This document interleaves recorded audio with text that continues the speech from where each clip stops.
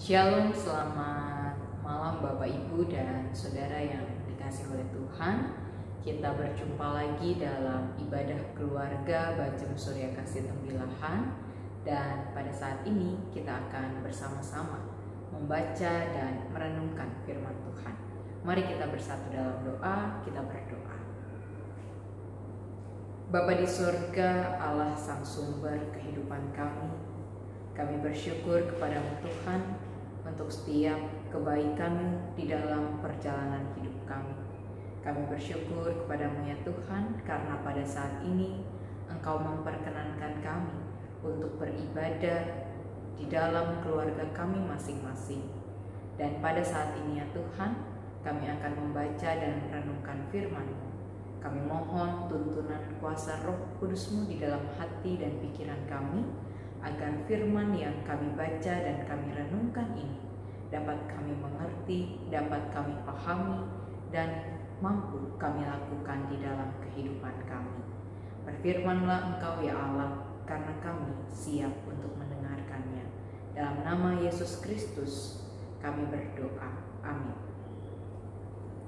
Jemaat, mari kita membuka kitab Rut pasalnya yang kedua, ayat yang 11 sampai dengan 17. Rut pasal 2 ayat 11 sampai dengan 17. Jika kita sudah mendapatkannya, saya akan membacakannya untuk kita semua. Rut pasal 2 ayat 11 sampai dengan 17 demikian. Boas menjawab, "Telah dikabarkan orang kepadaku dengan lengkap segala sesuatu yang engkau lakukan kepada mertuamu sesudah suamimu mati, dan bagaimana engkau meninggalkan ibu bapamu dan tanah kelahiranmu, serta pergi kepada suatu bangsa yang dahulu tidak engkau kenal. Tuhan kiranya membalas perbuatanmu itu, dan kepadamu kiranya dikaruniakan upahmu sepenuhnya oleh Tuhan Allah Israel, yang di bawah sayapnya engkau datang berlindung." Kemudian berkatalah Rut, "Memang aku mendapat belas kasihan daripadamu, ya Tuanku, sebab Tuhan telah menghiburkan aku dan telah menenangkan hati hamba-Mu ini.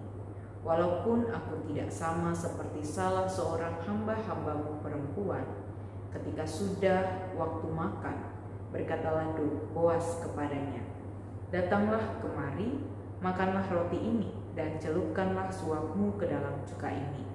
Lalu duduklah ia di sisi penyabit-penyabit itu, dan Boas menunjukkan bertih gandum kepadanya. Makanlah Rut sampai kenyang, bahkan ada sisanya. Setelah ia bangun untuk memungut pula, maka Boas memerintahkan kepada pengerja-pengerjanya, 'Dari antara berkas-berkas itu pun ia boleh memungut, janganlah ia diganggu. Bahkan haruslah kamu dengan sengaja menarik sedikit-sedikit dari ongkokan jelai itu untuk dia dan meninggalkannya, supaya dipungutnya. Janganlah berlaku kasar terhadap dia.' Maka ia memungut di ladang sampai petang, lalu ia mengiring yang dipungutnya itu, dan ada kira-kira seeva jelai banyaknya." Demikianlah pembacaan sabda Tuhan. Terpujilah Kristus, haleluya. Bapak, Ibu, dan Saudara yang dikasihi oleh Tuhan, pernahkah dalam kehidupan ini kita melihat orang yang kita kenal atau tetangga kita, saudara kita, bahkan mungkin di tengah-tengah keluarga kita sendiri yang mungkin dulu dia bukanlah seorang yang beragama Kristen, lalu kemudian dia menjadi Kristen. Dan ketika ia menjadi Kristen, ia menjadi orang Kristen yang taat, orang yang betul-betul setia, rajin datang dalam persekutuan, lalu kemudian rajin beribadah dan pelayanan, bahkan sebagainya. Lalu kalau kita melihat ada orang-orang yang seperti itu, lalu kita melihat bahwa kehidupannya sangat diberkati oleh Allah, itu pun yang senantiasa kita renungkan pada malam hari ini. Dari kitab Rut, di mana kita tahu bahwa Rut yang awalnya dia bukanlah orang Israel, Ia tidak menyembah Allah Israel, lalu kemudian ketika ia menikah dengan orang Israel, dia menjadi orang Israel, menyembah Allah Israel, bahkan ia taat dan setia kepada Allah Israel yang adalah Allah dari keluarga suaminya. Kemudian kita melihat dari firman ini bahwa dalam perjalanan hidup Rut diberkati oleh Tuhan. Yang tadinya Rut mengalami kesusahan ketika ia mengikut mertuanya Naomi, ia hidup dalam kesusahan, bahkan ia ditinggal oleh suaminya dan keluarganya, tapi Allah tidak pernah meninggalkannya. Bahkan Allah memberkati ia dengan kehadiran Boas di tengah-tengah kehidupannya. Dan dalam kisah Rut yang kita baca pada saat ini, kita melihat di mana percakapan antara Boas dengan Rut, yang mana Boas begitu sangat menjaga Rut, sangat memberkati Rut, bahkan melindungi Rut. Bahkan di ayat yang ke-12, Boas katakan, Tuhan kiranya membalas perbuatanmu itu, dan kepadamu kiranya dikaruniakan upahmu sepenuhnya oleh Tuhan Allah Israel, yang di bawah sayapnya engkau datang berlindung. Boas mengatakan ini, Bapak Ibu dan Saudara yang diberkati oleh Tuhan, karena Boas tahu bahwa sebagai orang asing yang tadinya ia bukanlah menyembah Allah Israel, kemudian ia datang menyembah Allah Israel, dia menjadi orang yang taat, orang yang baik, sehingga kalau kita baca di dalam kitab Rut ini, Boas mengatakan bahwa seluruh orang tahu bahwa engkau adalah perempuan baik-baik. Bahkan dalam pembacaan kita, Boas katakan kepada Rut, telah dikabarkan orang kepadaku dengan lengkap segala sesuatu yang engkau lakukan kepada mertuamu sesudah suamimu mati, bagaimana engkau meninggalkan ibu bapamu dan tanah kelahiranmu, serta pergi kepada suatu bangsa yang dahulu tidak engkau kenal. Lalu kemudian di ayat 12 tadi, Boas katakan, Tuhan kiranya membalas perbuatan itu, dan kepadamu kiranya dikaruniakan upahmu sepenuhnya oleh Tuhan Allah Israel, yang di bawah sayapnya engkau datang berlindung. Boas katakan dan tegaskan kepada Rut bahwa ketika ia telah setia mengikuti Allah Israel, maka Rut tidak akan pernah ditinggalkan oleh Allah, bahkan hidupnya diberkati. Sehingga Boas pun datang untuk menjadi saluran berkat bagi Rut, di mana dalam pembacaan kita melihat Boas memperkenankan Rut untuk memungut sisa-sisa bulir gandum daripada para pekerjanya. Dan kemudian Boas bahkan memperlihatkan kepada kita ia melindungi Rut, yang adalah orang yang dikasihi Tuhan itu.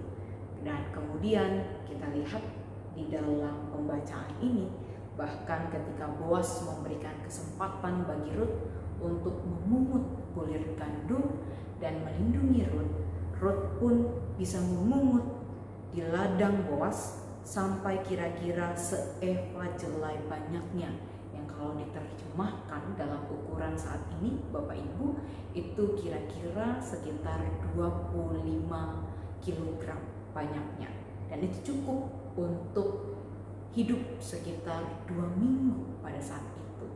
Nah, oleh karena itu Bapak Ibu dan Saudara yang diberkati oleh Tuhan, dari firman ini kita mau diperlihatkan bahwa ketika kita menjadi orang yang betul-betul taat kepada Tuhan, gitu kan, meskipun kita dahulu tidak mengenal Allah, lalu kemudian kita mengenal Tuhan dan kita taat hidup sepenuhnya di dalam pemeliharaan Tuhan, maka kehidupan kita akan diberkati, kita akan dilindungi, bahkan kita akan mendapatkan balasan dari apa yang kita lakukan.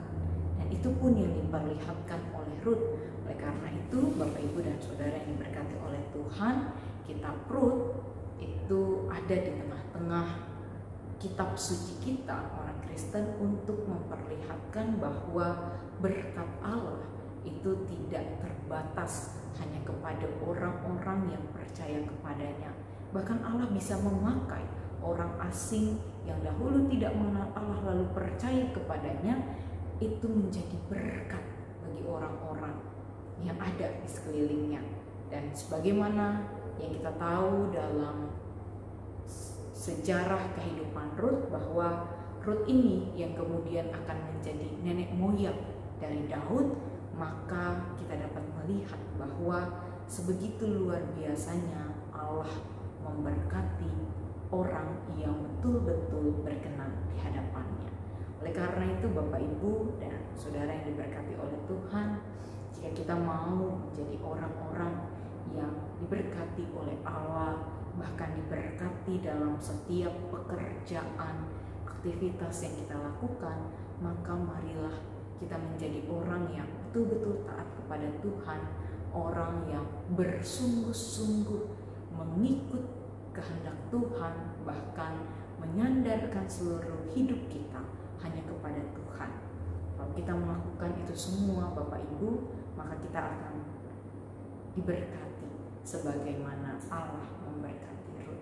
Dan itu pun yang harusnya kita hidupkan di dalam iman percaya kita sebagai orang-orang Kristen yang mengikut Kristus. Ketika kita mengikut Kristus dengan sungguh-sungguh, kita mengandalkan Dia dalam kehidupan kita, dan kita taat kepada Dia, dan kita melakukan segala pekerjaan kita hanya untuk memuliakan nama-Nya, maka kehidupan kita pun akan diberkati, dan kita pun akan memperoleh perlindungan, pemeliharaan, bahkan berkat yang luar biasa yang Allah perkenankan untuk hadir di tengah-tengah kehidupan kita.